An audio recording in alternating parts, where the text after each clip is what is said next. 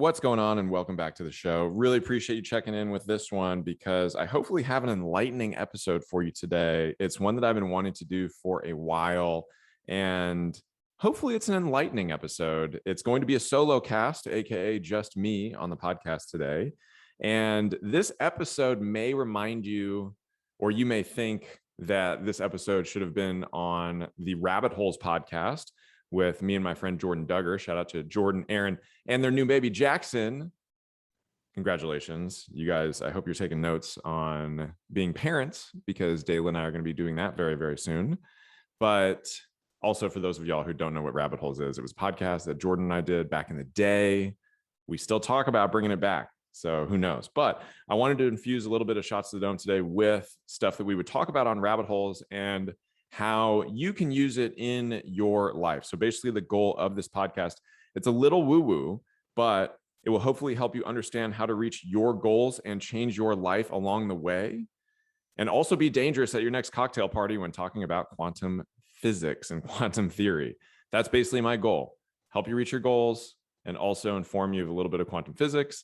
This is stuff that I explore in my downtime and then try to make sense of it. And when I've shared this with others, they're like, oh man, that's pretty interesting. And I've actually had a few of them be like, you should do an episode of your podcast on this topic. So that's why we're here. But basically, before diving in, I want to give a little bit of a background on quantum physics. Just to give you a heads up, I was a liberal arts major. I did not do well in science, but as I've gotten older, I've really enjoyed reading books on this topic, books on this subject, learning more about it because it's helped influence my life and helped me see things a little bit differently. And the reason why I mention that is because I don't want you to think that this episode is going to be very dense. I'm going to be talking about sort of high level topics and things that I understand, but I may still get them wrong because this stuff is very confusing. People smarter than I am talk about it a lot. But again, I do think that there's an opportunity for all of us to implement it in our own lives when we understand it, and it can help us push forward, reach our goals, all that fun stuff. So to start out, I want to give you a little bit of a background on what quantum physics is. So basically, before relatively the 20th century, our perspective on reality was dictated by Newtonian physics or Newtonian mechanics. And yes, that's named after Sir Isaac Newton, the guy who I believe had an apple fall on his head. And he was talking about gravity and all that good stuff. And it wasn't until Einstein and other scientists and very, very smart people in the 20th century that did we start to have a different perspective on how our reality works. And what they came up with was quantum physics or quantum theory. And basically what that surmises, and yes, that today is the prevailing theory of our reality.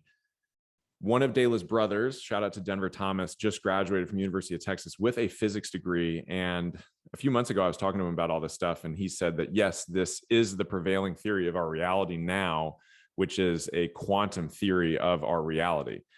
What that means, and again, strap in, is that there are endless dimensions or endless realities in our universe. And we're just inhabiting one of them right now. But it is possible to shift into a different reality and into an arguably a different dimension. Basically, what that comes down to, or the reason why that is when we break things down to the atomic level and we're looking at protons and neutrons and the nucleus of a cell and like all that good stuff, there are two different ways of defining what we're looking at. It's either a particle, which is probably what you learned growing up and in high school. There's an electron and a nucleus to the cell, and there's protons, and they're all swimming around in a cell, right? Right.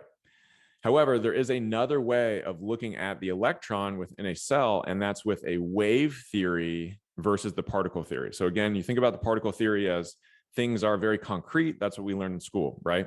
The wave theory is that these electrons in these cells and this atomic structure can be defined by waves or frequencies, which is kind of wild, right? Because when you think about a particle, it's like, oh, wow, they should be dense. So I'm sitting in front of my desk where I typically work and post stuff for these things. And if we think about the atomic structure as a particle, it makes sense that you can't push your hands through the table, right? And I'm touching the table, I can't push it. However, if we think about it like a wave or like vibrations or like frequency, it's a little bit more challenging to understand. And we start to wonder why everything appears so rigid and so hard, because if it's just waves, shouldn't I be able to push through my desk with my hand in that example I was just describing? And so if we take that as fact, that with the atomic structure of things, we can make sense of it either via the particle theory or via this wave theory and vibrations and frequencies, then it brings a whole lot of other things into play, right? And so with this idea, we also need to realize that things vibrate on different levels and different frequencies in our reality. And they've actually measured these things. Again, it sounds super woo-woo, but go ahead and give it a Google, because this is why we talk about something is low vibrational. That means it's going to be sad, it's going to be angry, it's going to be frustrated. That's the low vibration, right? And so I'm also throwing at y'all some colloquialisms, aka slang, because I do believe there are clues left in our reality in terms of what we're talking about when it comes to things like this. And so when you hear people say like, oh, that's low vibrational, that's what they're talking about. Other slang terms that people sometimes use are rise above the bullshit, right? Or vibe so high that toxic people can't connect with you, things of that nature. I think in slang and in the words that we use, we are picking up a little bit on that vibrational theory of what I'm just talking about. And again, trying to make this as easy to understand as possible without going super duper deep, because I myself am still working on understanding it. But basically, one sort of thought that can describe what I'm talking about is called Schrodinger's cat. So Schrodinger was a scientist. He was somebody that worked on all this stuff. And even though this example is kind of morbid or can be, there's a way to understand what I'm talking about with this example of Schrodinger's cat. So for instance, Schrodinger's cat is, there's a box with a cat inside and you don't know whether the cat is alive or dead. And at that moment, there are two different realities that exist, that the cat is either alive or the cat is dead. And you don't know until you pull the box off the cat. But there's two potential realities that can happen there. Either the cat is still alive or the cat is dead. So those two different realities, right? You can kind of think about it in your own life. And this is like super duper simple one, but you're at a red light. You can either take a right or you can take a left. And depending on which way you go, the route that you get to your destination is going to change. Those are two different realities that you could now find yourself in.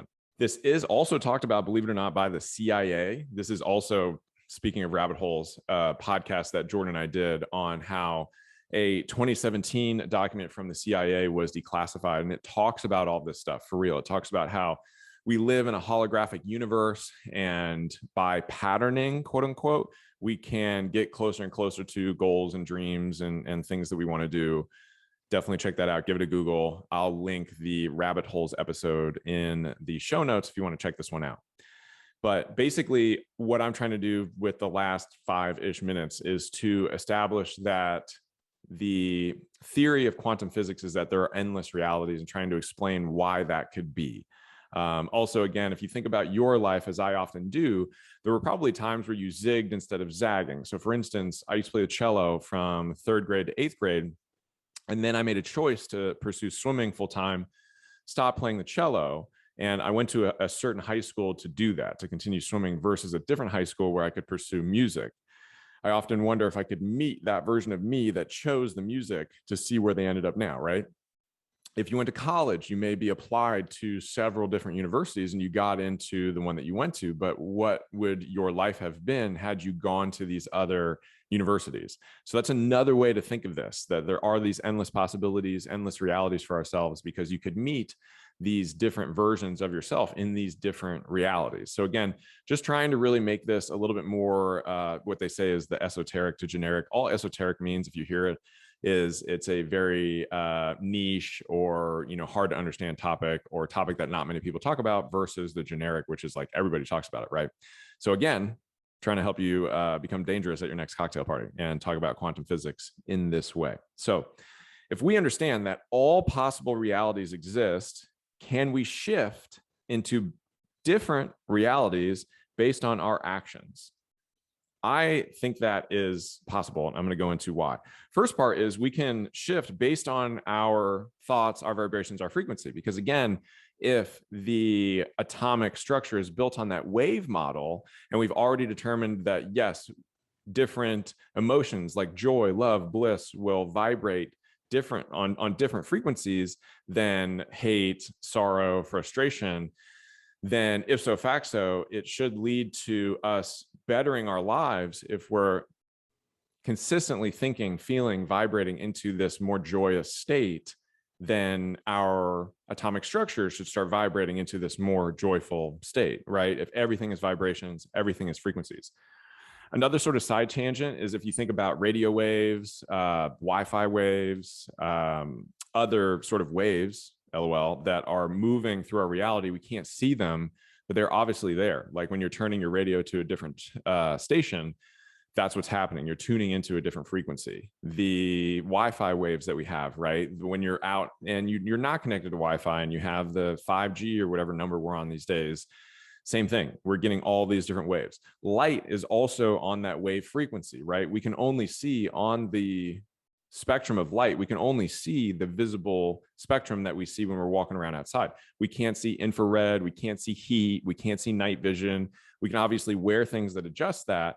But again, all I'm trying to reinforce is that theory of waves and frequency and what that means for our overall reality. And so again, bringing it back to this topic, if we are consistently trying to be our best selves, if we are consistently trying to live in that joyful, blissful, happy space, then it should stand to reason that we can improve our atomic structure based on that wave, that frequency model, right? Sounds pretty wild and pretty crazy. And so I want to bring it to an example that I think everyone listening to this podcast can vibe with. If you are on a fitness journey, and let's say you sign up with DLD Nation, great job. I'm glad to see you here. Welcome to the team. And you say when you first start with us that you have a wedding in 6 months and you want to look and feel your best, right? And let's say you want to lose, I don't know, 20 pounds. That's the goal, right? And you've joined DLD Nation, you've never really worked out, you don't know what tracking a macro is, hell, you don't know what a macro is. And so you sign up with us, you're doing weekly check-ins, and what happens to your life? You literally start to, over time, live a different life via the actions and your thoughts that change over the duration of coaching with us. And so to lose those 20 pounds, get ready for your wedding, you're going to have to start training. So you're probably going to train like 4 to 5 times a week. And that's going to adjust your routine and that's going to adjust your habits. You're literally changing a lot about yourself to make time for those workouts. If you're working out in the morning, you may be going to bed a little bit earlier. You may be learning hacks to get out of the door quicker. If you're working out in the afternoon or evening, you're probably, if you're working in an office, you're packing your gym bag, you're going straight from work to the gym, you're establishing this new habit of training. You're also tracking macros and you're going to change how you eat. And so you're probably going to the grocery store and you're buying different items and you're paying attention to the items that you're eating and how that plays a role into your macros. You're probably going to be drinking way more water. You're going to be getting consistently 7 to 8 hours of sleep per night. You're going to be getting 10K-ish steps per day.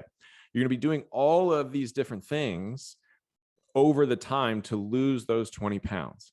And so when you first start out, you may not be doing any of these things. And then you join DLD Nation and slowly over time, it's not going to happen right away, nor do we expect it to happen right away. But over time, you're going to start to, basically your life is going to be unrecognizable compared to when you first started. So when you first started, you weren't doing anything. And then to lose those 20 pounds, you're working out 5 days a week, you're hitting your macros consistently, you're drinking more water, you're getting good sleep, all that stuff that I'd mentioned that is proven scientifically to help you lose weight. And so from that beginning where you had those 20 pounds to lose to the end where you lost those 20 pounds, your life is going to look completely different. You're going to go from not doing anything to doing all of these things consistently, right? And so as part of that, in addition to your routines, your habits, your body is going to change. You're literally going to lose weight. So when you lose those 20 pounds, your body is going to look different from when you first started. You're probably also going to be hanging out with different people. Your friend group, your social group may change, where all of a sudden you start hanging out with more people to go to the gym. Maybe over that 6-month span, or however long it took you to lose those 20 pounds, you've met more friends at the gym. You have a gym buddy, because now that that's a priority and you're going to the gym 5 days a week, it's more fun to do it together. And so you have your gym buddy that you go with. You also probably know more people in the gym. And a lot of those people, vast majority of people who go work out, and are into their fitness, they're taking good care of themselves, right? They're doing all of those things that you're doing, and they're thinking the way that you're thinking. So, and this is where I want to bring things back around with my example relating to quantum physics. We could argue that you then find yourself in a vastly different reality than the one you started in. Because again, when you started and you didn't want to, you had those 20 pounds to lose and you were getting ready for that wedding in 6 months, you weren't working out. You weren't tracking your macros. You probably weren't hanging out with those people who are going to the gym. You weren't getting 7 to 8 hours a night of sleep per night, right? And then at the end, after those 6 months and you lose those 20 pounds, you are working out consistently. You're tracking your macros consistently. You're drinking enough water. You're getting enough sleep. Your friend group's probably changed. You're hanging out with more people that go to the gym. So again, we could argue that you're now in a new reality. You've shifted into a different dimension. You've shifted into a different reality that's more conducive for the person that you want to be and more conducive for your goals. Fitness is just an easy analogy here. And I truly believe that fitness is an amazing analogy for life in general, but we can see this analogy in or see this idea work in different modalities of life. So for instance, if in school, right, that's another easy one. When you started out in high school, they said you had to get, X number of years in, X number of credits to graduate. And slowly over time, you started doing those things and you eventually graduated. If you went to college, you started out without a degree. And then when you finished it, you probably could speak intelligently pretty well about your desired field and you had a degree to prove it. Arguably, you're a vastly different person, right? All of a sudden, your habits have changed, your routines have changed from when you were a freshman. So there are different ways to look at this as far as how it applies to life. I can see it in my own life, to be completely honest. I went on my own fitness journey. I was able to I was married and divorced before meeting Dayla. I got divorced, started seeing a therapist, which I highly recommend, working on myself, leaning on friends and family, got myself healed. And then all of a sudden was able to run into this amazing woman named Dayla at the gym, meet her, say what's up. And then we both go on our fitness journey, Dayla sharing, me sharing everything that's working for us. And then all of a sudden we are able to shift into becoming coaches and change our careers and then hire assistant coaches who want to work with us and want to make the same impact that we do. And all of a sudden, we could argue that we are now in a different reality than we were previously. So for me, having been married previously in my early 20s to now, let's call it about a decade to 12 years, my reality is completely unrecognizable. Like not to mention the tattoos and not to mention the fitness journey helping me add muscle, not to mention the top knot that I wear, a hairstyle. Like I look different, but also my habits are different. My routines are different, and they more so support the lifestyle that I live right now. The friends that I hang out with different because they're more into the things that I'm into now. And so think about other parts of your life where you can recognize a shift where you made an intentional decision, started taking steps, literally and figuratively, to reach those goals. And all of a sudden, you were a vastly different person, arguably living in a different reality. So hopefully that's hyped you up because it's showing that change is possible. And it simply takes that intention and then the steps taken towards that goal and time and patience, which patience I don't think is talked about enough as relates to a fitness journey or anything else in life. So hopefully you now understand how you can shift into a different reality and improve your life upon doing so. If this was so woo-woo for you and you were like, oh my God, Sean, even though I strapped in, like this is way too much, hopefully your takeaways are that it is wholly possible to improve your life and to reach your goals. And thinking about it in this way maybe helps you do that. And also looking at the habits and routines and activities that you do now versus the habits and routines activities of the person that you want to become. Because again, that's a great journaling prompt. I call it the peak you journaling prompt, or for me, it'd be the peak Sean journaling prompt. Journaling about all of the things that I want to do, like the person that I want to be in 10 years. What is he doing? What are his routines? What are his habits? What are his actions? What does he do every day? Write them all down. Start doing those things, and you'll quickly pull that future version of yourself into the present. And ... we could argue that you've shifted into a different reality. You've become a different person, right? And then the other takeaway I hope you got from this is you now know way more about quantum physics, or at least enough to be dangerous at a networking event, a cocktail party, and have a ton of fun talking about this stuff. Give things a Google. Give quantum theory, quantum physics a Google. Give Schrodinger's cat a Google. Good luck spelling that one. Just try your best. give the wave theory of atoms and atomic, whatever I just said, give that a Google, and have fun with it. If you enjoyed this, let me know, because I would love to do a longer episode on this. So as always, if you enjoyed this, please share it on Instagram, tag me, I will shout you out. Hit me up, shoot me a DM and be like, oh my God, Sean, this blew my mind. I would love for you to go further down the rabbit hole. Let's do it, because I had a ton of fun with this. And from my understanding, last thing I'll say, of quantum theory and quantum physics, it's made life not only more magical, but simply, I guess, more, our hopes, our dreams, our goals more attainable. Because if we can prove via science that we can shift into these realities that better serve us, life's more fun, right? And it's more fulfilling. Last thing I'll say, if you want to get even more woo-woo, there's a guy named Daryl Anka who channels a being, extraterrestrial being called Bashar, and he talks about shifting into different realities that better serve us as well, using the same things I talked about, like shifting our mood and then also shifting the things that we do every day. Or, as I've talked about on previous episodes of this podcast, using tools in our everyday life, like a playlist, like a morning routine, like exercise, et cetera, that help us be our best self and vibrate in those more positive frequencies on the reg. So thanks again for listening. I hope you got a lot out of this one. And again, if you want to hear more on this topic, hit me up.